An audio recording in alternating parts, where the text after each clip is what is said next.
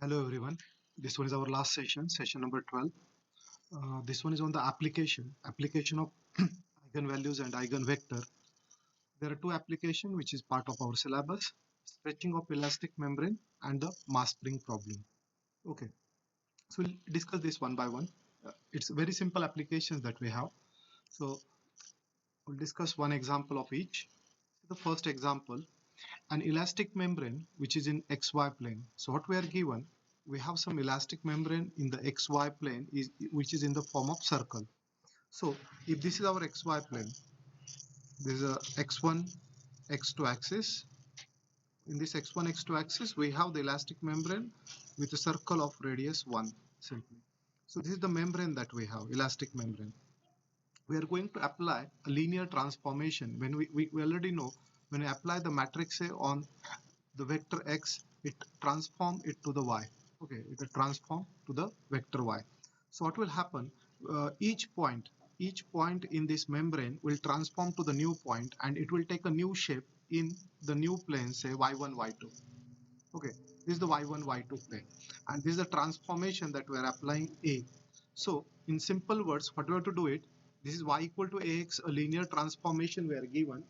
Under this linear transformation, we have to check that what is the new shape of that elastic membrane.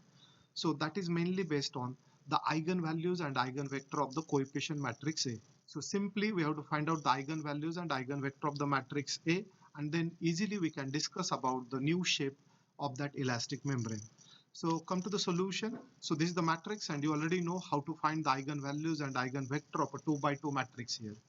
So we start with the determinant A minus lambda I to the 0. When we expand it, we get the equation, say lambda square minus 10 lambda plus 25 minus 9 equal to 0. And when you solve that quadratic equation, the roots are 2 and 8.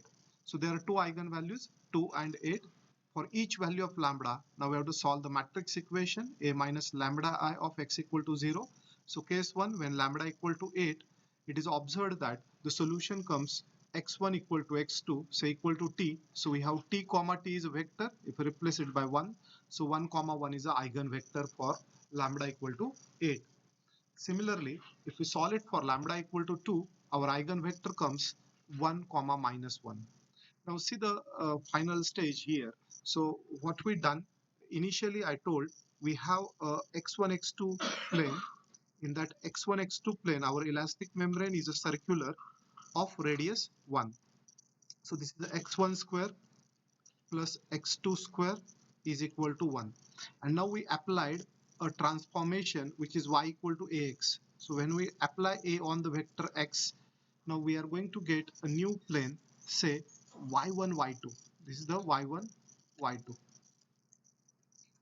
What happened here, we already know eigenvalues or the eigenvector are the special direction in which there is no rotation of that point. It is just scaled. So whatever the point 1 1 is there in xy plane, sorry, whatever the point is, so in the direction of this one is 1 comma 1. So this is the eigenvector direction, 1 comma 1 direction, that is x equal to y. So in this direction, whatever the point we have here on the circle, that point is stretched 8 times here. So this is stretched 8 times. So this will on the both side. Similarly, on the other side, x equal to 1, y equal to, this is another principal direction. This is another direction, that is 1 comma minus 1. In that, just that point is stretched little bit. It is 1 times only. What happened then? So new shape, the new shape of the membrane will be like this. It is just like elliptical shape. It will be more stretched along one direction. This is 8 times, that is the magnitude of stretching, and it is a 2 times, yes, it is a 2 times at the 1 comma minus 1.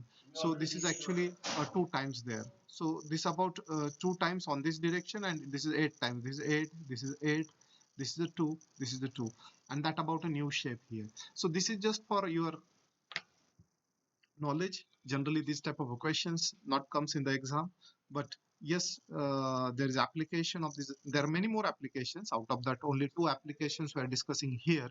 So that is about first application.